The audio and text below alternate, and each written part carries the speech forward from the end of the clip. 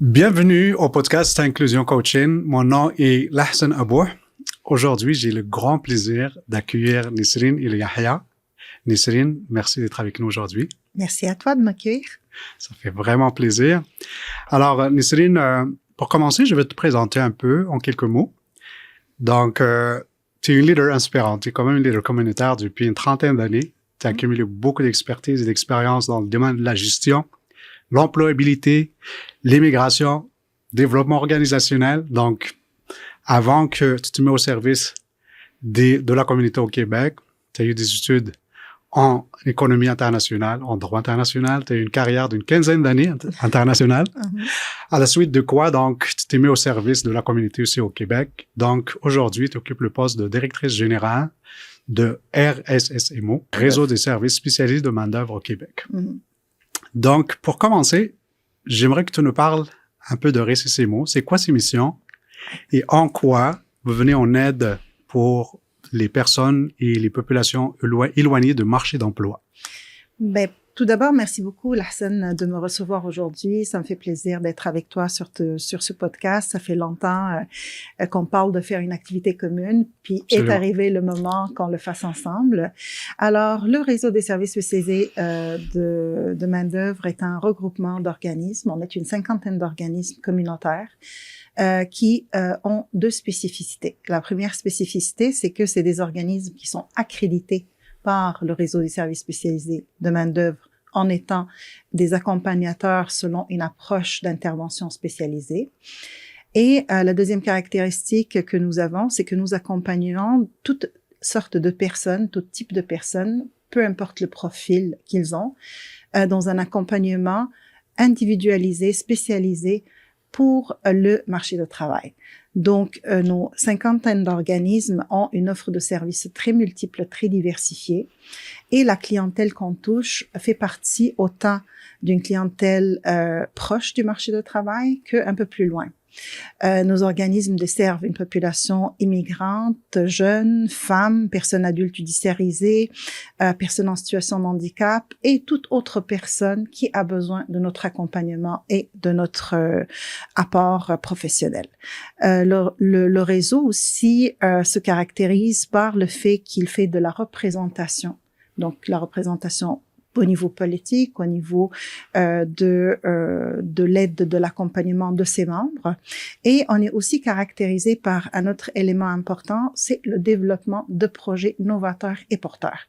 Donc, non seulement accompagnons-nous nos membres dans le développement de leur performance personnelle au niveau des intervenants, conseillers en emploi, conseillères en orientation et tout autre professionnel du milieu par le biais de la formation, entre autres, mais aussi on développe des projets afin de faciliter l'employabilité des personnes les plus éloignées par ce chemin qui ne peut être que porteur pour la population.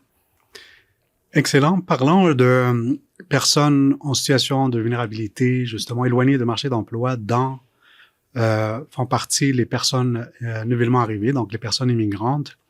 On sait très bien qu'elles sont éloignées du marché d'emploi à cause d'un tas de défis et d'obstacles. Et j'aimerais que tu nous partages un peu c'est quoi les plus grands défis justement que rencontrent ces personnes-là pour décrocher des emplois à la hauteur de leurs compétences et justement de leurs expériences professionnelles. Parce que avant d'arriver au Québec, on s'entend que le Québec, il fait une migration sélective, donc c'est des personnes éduquées avec des dizaines, vingtaines d'années d'expérience pour la plupart. Et donc, malgré tout ça, on arrive et puis les personnes issues de l'immigration ont de la difficulté à trouver des emplois à hauteur de leur potentiel et de leurs expériences. Donc, s'il vous plaît, si tu peux nous dire un peu, nous résumer, c'est quoi les défis qu'ils rencontrent en général? Ben, moi, je trouve que c'est une excellente question parce que on peut pas la résumer, malheureusement.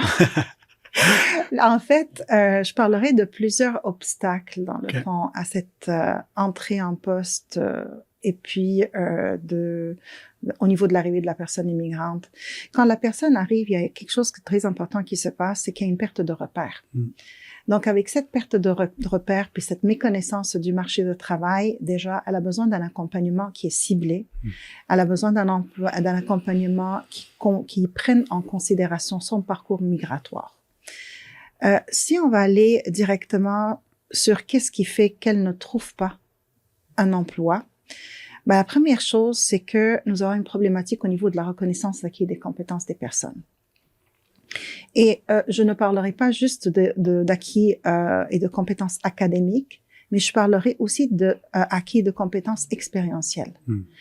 En sentant que le système que nous avons actuellement pour la RAC est un système quand même assez long et qui prend beaucoup de temps, et la personne a besoin de travailler très rapidement.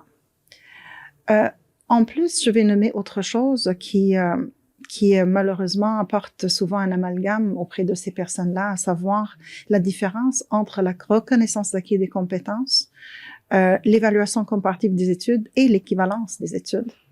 Donc, l'équivalence des études, normalement, ça devrait être fait par des universités ou par des collèges au niveau collégial. Alors que les personnes immigrantes, quand ils déposent leur demande d'évaluation d'acquis, d'évaluation comparative des études effectuées hors Québec, ils la déposent auprès du ministère de l'Immigration. Ils pensent avoir obtenu la diplomation à partir du moment où ils sont placés sur un repère québécois. Cependant, c'est absolument pas du tout le cas. L'idée, c'est qu'une fois qu'ils ont cette, entre guillemets, évaluation comparative, avec ça, ils peuvent se trouver certains emplois et ou éventuellement accéder à certaines formations au niveau universitaire ou collégial. Autre enjeu qui est très important, c'est les biais au niveau de l'embauche. On ne peut pas passer sous silence qu'il y a quand même une méconnaissance de certaines personnes immigrantes en termes professionnels et qu'il y a des biais au niveau de l'embauche, même dans le système même du recrutement. Donc, beaucoup maintenant des professionnels en ressources humaines sont formés carrément pour pouvoir détecter, pour pouvoir monter des entrevues structurées, etc. Cependant, n'oublions pas que la majorité de nos employeurs, c'est des petites et moyennes entreprises.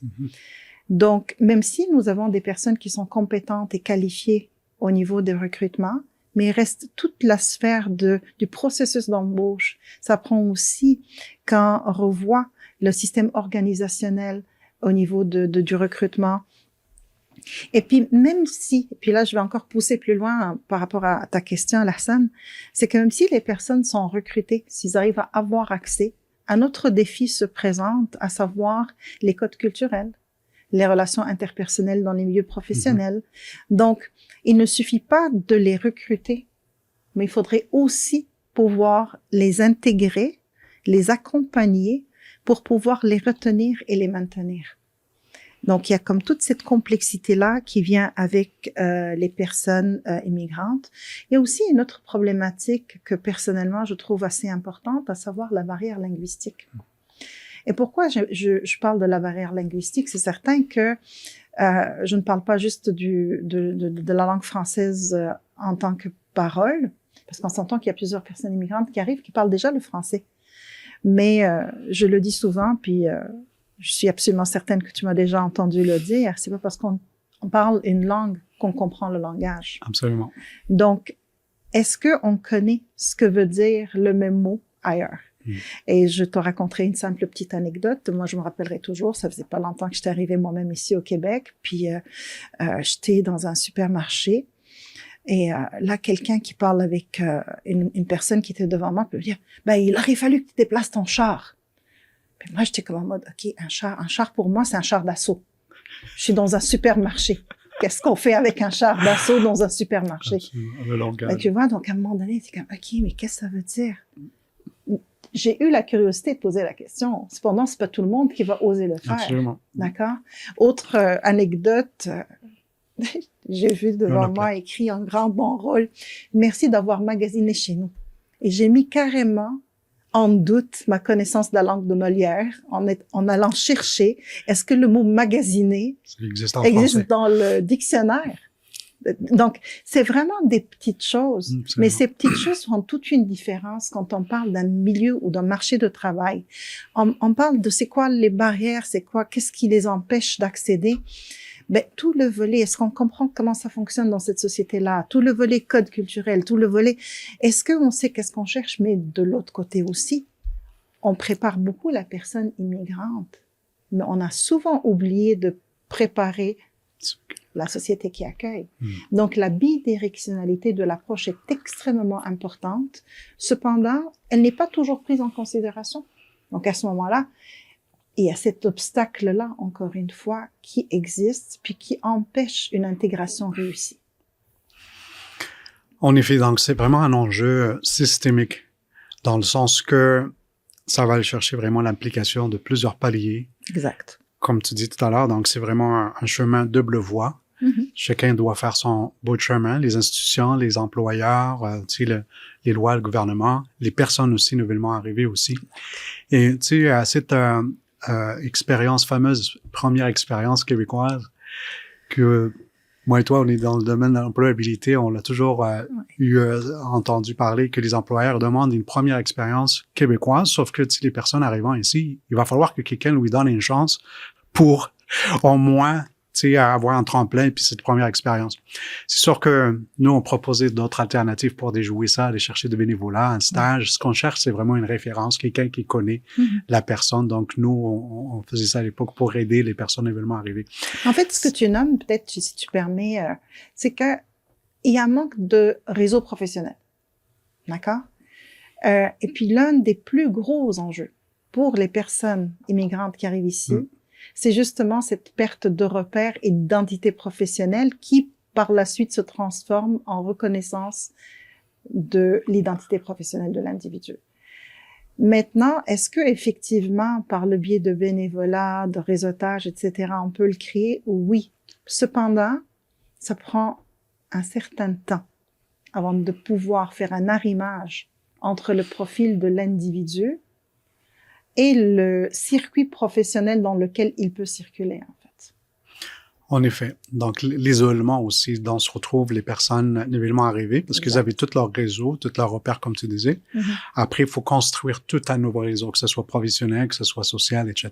Et ça, c'est une autre paire de manches qui prend aussi, oui, l'implication, la persévérance, la résilience, mais aussi l'accueil, et puis d'ouvrir les portes, et puis de vraiment faire sentir les gens chez eux pour qu'ils puissent. J'ai tombé sur des statistiques qui m'ont quand même marqué, intrigué. C'est quand même beaucoup le pourcentage des personnes qui sont surqualifiées pour leurs offres d'emploi. Tu sais, on parle de autour de 50%. Tu sais, en 2021, 49%, vers 2023, c'est presque 48%. Des personnes sont surqualifiées. Donc, on parle d'une plus qu'une moitié des personnes qui sont pas placées au-dessous de leur qualification et malheureusement, dont on profite pas justement de leur plein potentiel, leur expertise, etc., et puis dont on a besoin. Ma question, c'est c'est quoi les mesures en fait concrètes qu'on pourrait proposer comme levier à prioriser pour soutenir justement, reconnaître, valoriser des personnes en situation de vulnérabilité ou issues de l'immigration, pour qu'ils aient leur juste valeur et puis qu'ils puissent être intégrés dans le marché d'emploi? Encore une fois, une excellente question. Je dis, à mon sens, personnellement, il y a plusieurs leviers, mais j'ai peut-être parlé de 3 ou 4 leviers principalement. Le premier levier, c'est vraiment de pouvoir soutenir et miser sur l'employabilité des personnes les plus éloignées du marché de travail, qu'il s'agisse de réfugiés, qu'il s'agisse de personnes à statut précaire, en situation de handicap. Pourquoi? Parce qu'il faut leur offrir il faudrait leur offrir la potentialité d'avoir ce qu'on appelle un accompagnement global. C'est quoi un accompagnement global? Un accompagnement global, c'est à partir du moment où la personne est en demande d'aide face ou devant une personne qui est dans le domaine. Elle va avoir une première rencontre d'évaluation des besoins. Mais moi, je peux pas demander à quelqu'un quel emploi est-ce que tu cherches si je connais pas ses conditions autour de lui. Quelles sont les conditions qui l'entourent? Est-ce qu'il est tout seul? Est-ce qu'il est en famille? Est-ce qu'il a besoin d'aide? Est-ce qu'il a mangé hier matin? Est-ce qu'il vit une précarité? Est-ce qu'il a un logement? Comment tout ce qui concerne l'individu est important. Donc, dans nos interventions, l'une des premières choses sur lesquelles il faut miser, c'est une approche globale d'intervention. La première chose aussi à avoir, c'est que, et puis souvent ça arrive, c'est que, hey madame, j'ai besoin d'un travail. Respire. Prends le temps d'arriver, effectivement. Quand on arrive ici, on a cette idée de demain matin, je vais me trouver un emploi, puis je vais être exactement au bon poste, puis je vais être à l'endroit qui m'est destiné. Cependant, tant qu'on ne prend pas le temps de comprendre l'écosystème dans sa globalité, de chercher l'emploi qu'on veut éventuellement avoir et accéder, ben, on risque de perdre beaucoup. Donc, l'un des premiers leviers, c'est justement de faire des interventions avec une approche globale pour que la personne comprenne, sache c'est quoi ses besoins, qu'on lui dresse une liste de ses besoins, puis qu'après ça, on puisse le référer vers les ressources qui sont nécessaires. Après ça, il faut reconnaître et financer adéquatement nos organisations. Pourquoi ce serait un levier?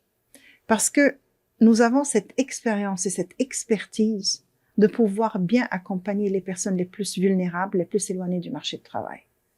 Autant une personne qui est en situation d'itinérance et qui ne sait pas du tout comment se rendre, puis comment faire, puis elle veut se sortir de là, qu'une personne qui a un diplôme de doctorat obtenu ailleurs dans le monde, ben les deux auraient besoin d'une intervention spécialisée spécifique. Une personne adulte judiciarisée qui a passé sa peine puis est en mode de réhabilitation sociale, il faut aussi qu'on lui parle, il faut aussi qu'on comprenne qu'est-ce qu'il vit, il faut qu'on comprenne quels sont les impacts de ce qui s'est passé dans son ancienne vie.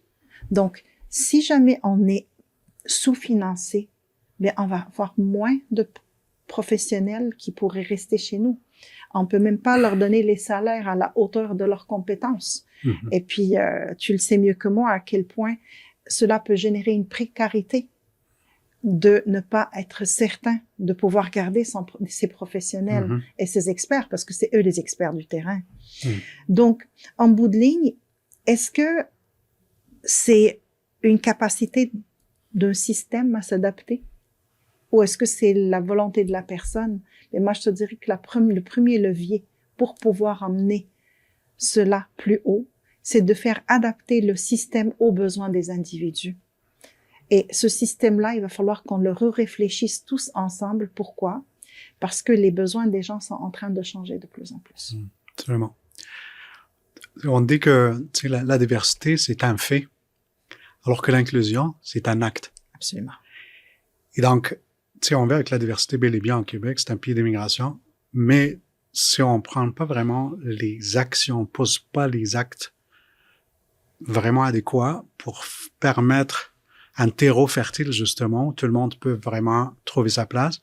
Et c'est vrai que ce que tu as amené par rapport à ne pas oublier de accompagner ceux qui accueillent et de prendre soin de ceux qui accueillent, parce qu'il faut pas juste focaliser sur les personnes qui arrivent. Absolument. Et ceux qui accueillent, tout le réseau, tous les organismes communautaires qui font d'accompagnement à chaque jour, que je salue d'ici, qui font un travail très remarquable, vraiment pour garder le tissu social solidaire et puis permettre à ces gens de trouver une place dans la société.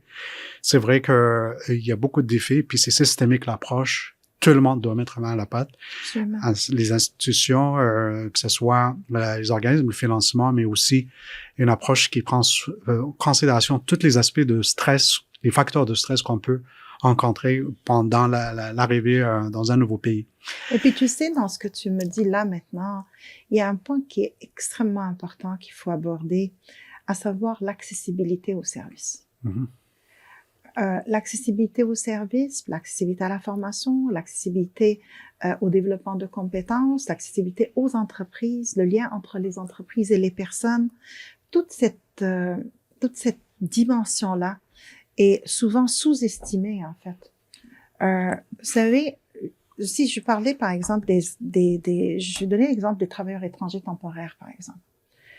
C'est des personnes qui arrivent, pour certains avec des permis de travail fermés, pour d'autres avec des permis de travail ouverts. Ceux qui sont avec des permis de travail fermés, ils sont liés à un seul employeur, donc on n'a pas nécessairement trop, entre guillemets, le choix par rapport à leur emploi. Même si j'aurais beaucoup à dire là-dessus, mais c'est pas là-dedans qu'on va aller. C'est beaucoup plus au niveau de ceux et celles qui ont des permis de travail ouverts, par exemple. Ces personnes-là, depuis le 1er février de cette année-là, ne sont plus éligibles au service d'employabilité des organismes communautaires. Et pourtant, ils sont à nos portes. C'est une main-d'œuvre qui a un permis de travail ouvert. C'est une main-d'œuvre qui peut combler des besoins d'employeurs. C'est des personnes qui ont des compétences et des capacités. Puis ils peuvent venir en soutien à nos entreprises qui ont extrêmement besoin de cette main-d'œuvre. Donc, si on ferme la porte et l'accessibilité à des postes et à des emplois à ces gens-là, mais qu'est-ce que ça engendre de toutes les manières? Ça engendre des personnes qui vont être en situation de « mais pourquoi on ne m'aide pas? Pourquoi on me donne un permis de travail? » Et puis, en même temps, pour nous, comme organisme, on n'est plus en train de répondre à notre mission, qui est d'accompagner toutes les personnes qui ont besoin de notre aide, surtout qu'ils ont des permis de travail valides. Alors, l'accessibilité à des services d'emploi, l'accessibilité à des mesures de formation, l'accessibilité à des mesures de francisation fait partie des leviers principaux majeurs qui vont pouvoir accélérer l'intégration dans la société québécoise. En effet, c'est très bien résumé, Nisrine. Notre échange aujourd'hui, moi et toi, il se revient quand même dans un moment assez particulier, un momentum, une conjoncture quand même importante. On sait très bien que le gouvernement québécois est en train de mener en ce moment des consultations sur la planification donc de l'immigration au Québec pour 2026-2029. Vous-même, les RSSMO, vous étiez hier pour faire donc part de votre mémoire et vos propositions. On a entendu parler d'une notion qui a été avancée par le gouvernement québécois, qui est la capacité d'accueil. Ça, c'était suggéré un peu pour bâtir un peu toutes les orientations politiques par rapport à l'accueil et l'intégration des nouveaux arrivants. Ce terme est quand même pas très clair, et puis j'aimerais que déjà tu nous démystifies un peu qu'est-ce le gouvernement il veut dire, qu'est-ce que vous avez compris de moindre, et justement c'est quoi des solutions pratiques justement pour sortir de cette logique de combien vers le comment. Ce sont des solutions pratiques d'intégration réussies pour l'immigration au Québec. Moi, je vais te répondre déjà de prime abord que le RSSMO plaide en passage pour une notion de capacité d'inclusion et pas de capacité d'accueil. Pour nous, ce concept-là est un concept très flou. C'est un concept qui n'est pas mesurable. C'est un concept qui ne vise pas nécessairement l'inclusion. C'est un concept qui est un usage politique, qui a un usage qui est très vague et qui est utilisé selon notre propre perception, traduction de cela, et que comme un moyen pour faire peur, sans aucun fondement scientifique. Donc, pour nous, si on veut parler d'une capacité d'accueil, il va falloir nous donner les paramètres. Ça consiste en quoi? Comment on la mesure, la capacité d'accueil? Puis, je te donne un exemple très concret. Est-ce qu'on a posé un diagnostic concernant les besoins? En termes, si je prends la région toute petite de Montréal, pour ne pas dire autre chose, est-ce qu'on a posé un diagnostic sur combien de logements est-ce que nous avons de disponibles? Combien de places avons-nous en termes d'écoles de disponibles? Combien de places est-ce que notre système de santé peut encore prendre? Est-ce que nous avons la possibilité d'en accueillir plus ou moins? C'est quoi les besoins des entreprises dans la région? C'est quoi les besoins de la société en termes démographiques, en termes de. Puis si on a cette photographie-là prise avec des chiffres exacts, là, on peut peut-être penser à parler d'une capacité d'accueil. Par contre, au jour d'aujourd'hui, de la façon où elle est placée, c'est un concept qui ramène carrément une notion de crainte et de peur. Et on a plus de 61% de la population actuellement qui dit « on peut plus, on est très serré, on peut plus en prendre ». Mais sur quelle base? Donc, cette notion de peur, il faut la supprimer. Par contre, si jamais on va aller plus parler de comment est-ce qu'on peut améliorer les systèmes d'intégration, ça serait mesurable. On veut pas parler des limites, on veut parler des opportunités. Si je vais aller parler de comment est-ce que je pourrais renforcer ce que j'appelle les systèmes de sensibilisation citoyenne, là, ça va être encore mieux. Si je vais aller parler mieux encore de comment est-ce que je vais soutenir les instances pour pouvoir mieux accueillir, pour engendrer un résultat positif et encore une fois, revenir à la notion d'une société qui accueille bien ces personnes immigrantes. Ça fonctionnera. Notre recommandation a été vraiment d'abandonner cette notion de capacité d'accueil et de miser sur une capacité qu'on appellera la capacité d'amélioration des systèmes et d'inclusion. Donc, la notion déjà en tant que telle, pour nous, est contestée. Maintenant, pour nous aussi, au niveau du RSSMO, l'emploi, c'est un pilier. C'est carrément un pilier pour l'intégration réussie. Il n'y a pas autre chose qui va faire qu'une personne se sente chez elle, ici, plus que être dans son élément, dans une profession qu'elle maîtrise, qu'elle connaît, qui lui permet de se développer, d'ouvrir ses paramètres, d'ouvrir ses horizons, de pouvoir faire partie d'un tout. Et une fois que cet emploi-là est à la hauteur des compétences de l'individu, ben, tout le reste en découle. Absolument. Donc, encore une fois, une approche systémique pour vraiment voir toutes les raisons et puis toutes les réalités du terrain. Tu sais, ayant aussi donné des formations pour l'écosystème un peu partout au Québec, ce qu'on a constaté souvent, c'est, oui, il y a cette pénurie de main-d'œuvre dans les régions, il y a des politiques d'attraction vers les régions, etc., pour que ces immigrants ne restent pas juste sur l'île de Montréal. Mais la réalité, c'est que aussi, il y a comme cet enjeu des infrastructures aussi et des services qui suivent pas nécessairement dans les services de garde, dans le logement, etc. Donc, quelque part, il faut comme qu'il y ait une cohésion, en fait, une vue globale. Et ça m'amène un peu à parler d'autres aspects des politiques d'immigration en général, dans la régionalisation, par exemple. Donc, il y a une approche, comme vous proposez dans votre mémoire, une approche territoriale de la régionalisation qui est fondée sur la concertation entre tous les acteurs, que ce soit les entreprises, les municipalités, les organismes communautaires, services de francisation, etc. Donc, selon vous, qu'est-ce qui manque encore aujourd'hui pour que la régionalisation devienne réellement un projet collectif, durable, ou non simplement un déplacement géographique des personnes pour désengorger les métropoles et puis meubler comme les régions? Mais selon nous, ce qu'il va falloir faire, c'est ce qu'on appelle la régionalisation inclusive. Qu'est-ce qu'une régionalisation inclusive? C'est une régionalisation qui va prendre en mesure et en considération les besoins de chacune des régions. C'est pas déplacer ma personne pour aller de, disons, Montréal ou Saint-Jean-de-Richelieu, etc., pour aller à la Côte-Nord. C'est pas ça du tout l'idée. C'est quel est le besoin de la région, que ce soit en termes de personnes humaines, que ce soit en tant que main-d'œuvre travailleuse, que ce soit en tant que ressources personnelles et ou professionnelles. Encore une fois, je reviens à ce que je disais tantôt, la question du diagnostic. Il faudrait poser un diagnostic par rapport à chaque région. Et puis, à partir de là, garantir les conditions d'accueil selon chacune de ces régions-là. Parce que si éventuellement, on nous dit, on a besoin de 10 éducatrices spécialisées en petite enfance dans cette région X, et que moi, j'envoie 10 soudeurs,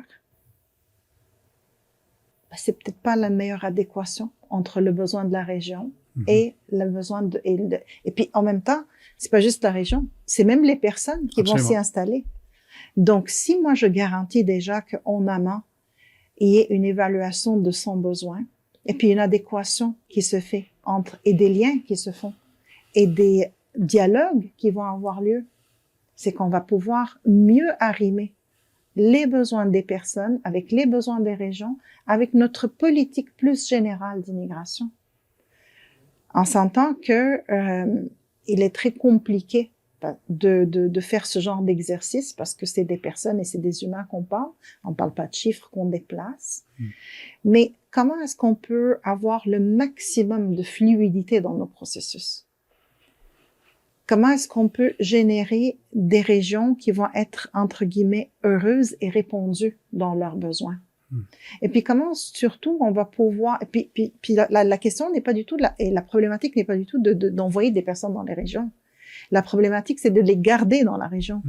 J'entends qu'on a on a beaucoup entendu parler de oui, mais il est allé s'installer dans la région est belle, il a acheté une petite maison, il s'est trouvé un petit boulot.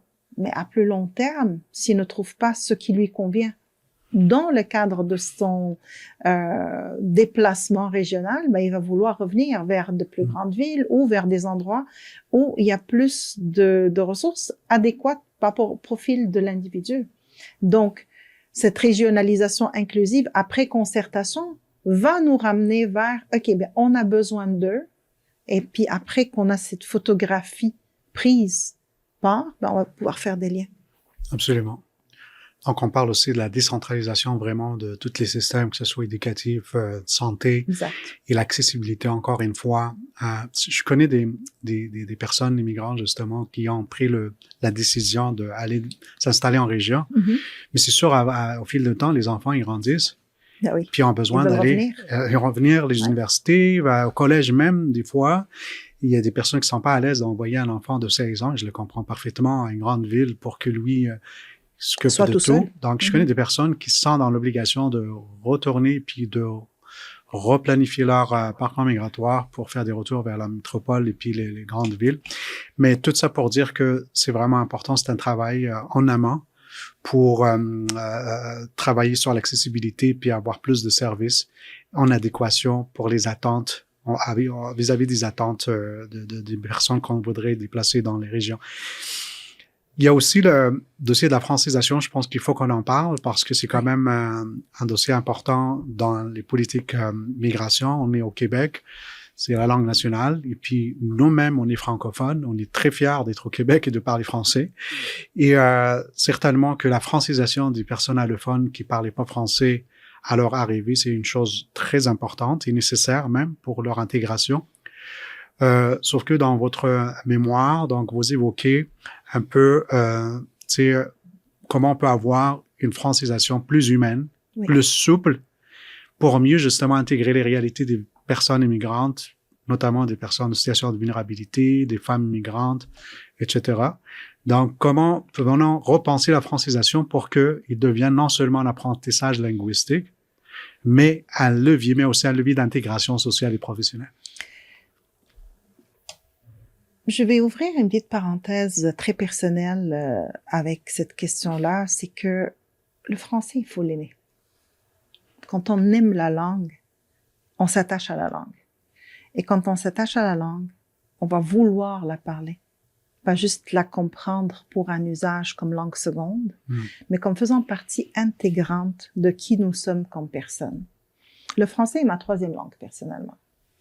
Cependant, quand je l'ai apprise par amour de la langue. Et puis, je le raconte souvent en boutade. Moi, j'ai appris la langue française bien plus tard dans ma vie. Là, j'étais aux alentours de 15 ans, un petit peu plus tard. Et puis, mon objectif, c'était quoi? C'était de lire les livres de Victor Hugo en langue française parce que je l'avais déjà lu en anglais et en arabe. Alors, le français par la culture. Le français, puis notre culture québécoise est extrêmement riche, extrêmement riche. Notre identité québécoise se traduit par la langue française. Pour moi, la langue est un vecteur d'identité. Alors, si on revient à la question principale de comment faire que la francisation soit humanisée, mais la francisation ne peut être humanisée que si elle est proche de l'individu. Si moi, je veux te faire apprendre un subjonctif dans une salle de cours pendant 2 heures, pendant lesquelles je fais avec toi un cours de français, ben c'est certain que tu vas pas la retenir comme si je te disais, mais je vais t'offrir un café et il faut que tu fasses l'effort de le goûter parce qu'il est différent de ton café de chez toi. Tu vois, juste cette simple idée de voir le français autrement, le rendre plus proche des visites de musées, des sorties culturelles, des pièces de théâtre. Approcher le français de la culture, de l'art. Et puis après ça, aussi créer des espaces dans les entreprises pour pouvoir apprendre le français professionnel. Aujourd'hui, je me fais devancer, entre guillemets, je devance une question qui est, mais oui, mais il y a déjà de la francisation en entreprise. Mais c'est pas toutes les entreprises qui offrent cette possibilité-là, ce qui est tout à fait normal aussi, parce que c'est souvent offert sur le temps de travail, puis le temps de travail est très précieux, puis on a déjà beaucoup de pénuries dans des milieux, donc c'est normal qu'on puisse pas libérer les gens. Mais de la francisation en milieu professionnel, qu'est-ce que ça amène? Ça amène une familiarisation avec le vocabulaire utilisé dans l'entreprise. Ça amène aussi un rapprochement avec les membres de l'équipe. Ça ramène aussi une sorte de mentorat et de jumelage qu'on prêche depuis toujours. Ça ramène aussi le fait que la personne va se sentir moins gênée à faire des erreurs. Oui. Parce que, tristement, on a peur de se tromper quand on parle une langue. On a peur de faire des erreurs, alors que c'est tout à fait cohérent, correct et pas problématique si jamais on se trompe dans une langue qu'on connaît pas, mais qu'on essaye de parler. Donc, ce volet plus sensible de la langue française, c'est ça ce qu'on aimerait qu'il se passe dans nos milieux. Aussi, ce qu'on prêche beaucoup, c'est que puis tu as nommé la question des femmes immigrantes, mais vous savez très bien qu'en général, la femme est celle qui va être un petit peu plus en arrière par rapport à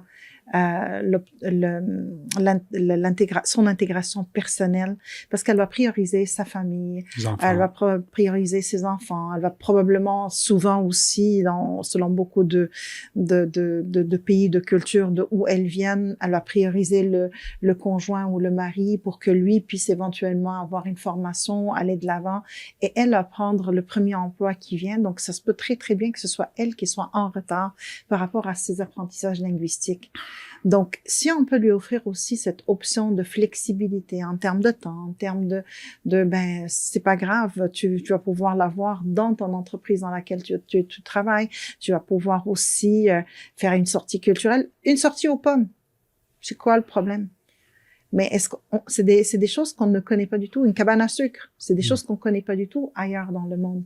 Donc, c'est ce français-là qu'on veut prêcher, ce français qui est très humain, qui va parler avec monsieur, madame, tout le monde, puis qui va vouloir générer une envie de, ben, chez moi, à la maison, ben, je pourrais bien parler de ma pomme que j'ai cueillie dans le champ, parce que c'est des mots que je viens d'apprendre, puis que j'aimerais les partager avec les autres. Versus, j'ai cueilli une pomme. OK, parfait, dans la classe, puis un dessin Sujet verbe complément, point. Exactement. Tu parles français. Tu as parlé de quelque chose, quand on parle en général de la humanisation, de la francisation, ce qui me venait à l'esprit, en fait, c'est de considérer ce lien très important entre la langue et la culture et l'identité.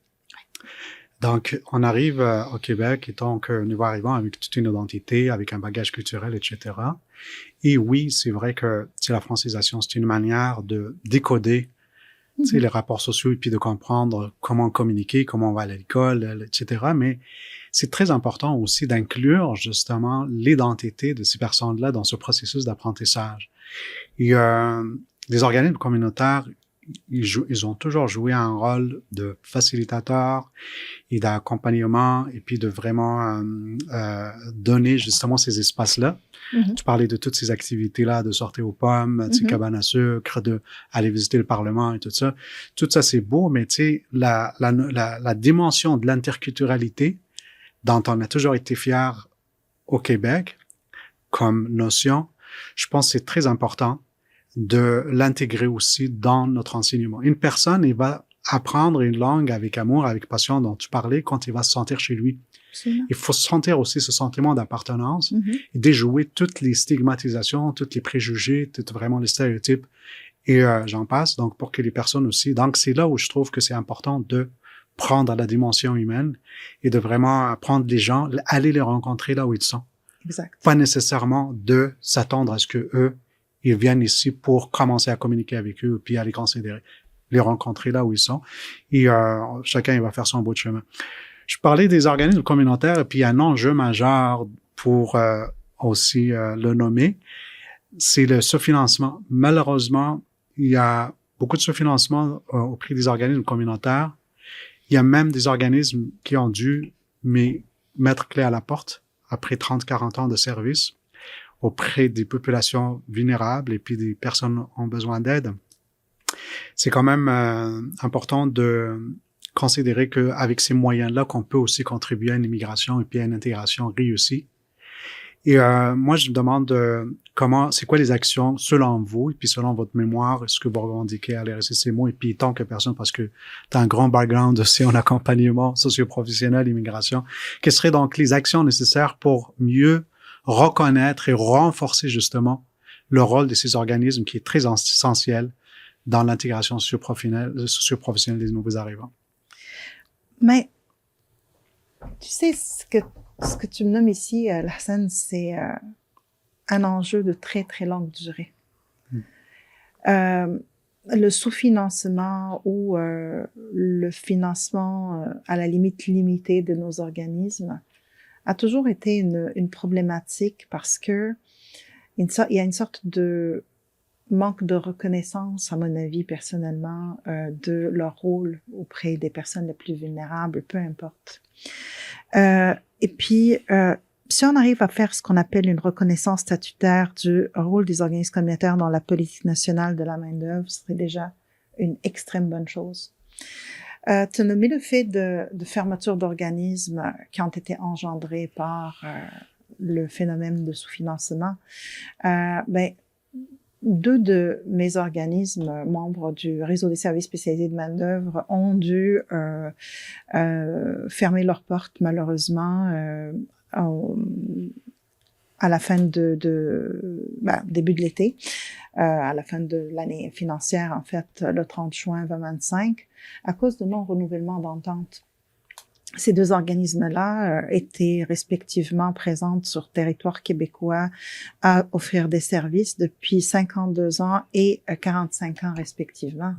Quand même. C'est beaucoup de temps. C'est beaucoup de temps. Puis c'est des centaines, pour ne pas parler de milliers de personnes accompagnées, des personnes qui avaient des besoins spécifiques. Puis en même temps, on ne parle pas de la perte d'expertise. Aussi. Parce que si on ferme un organisme, c'est pas juste le service à la population qui est coupé.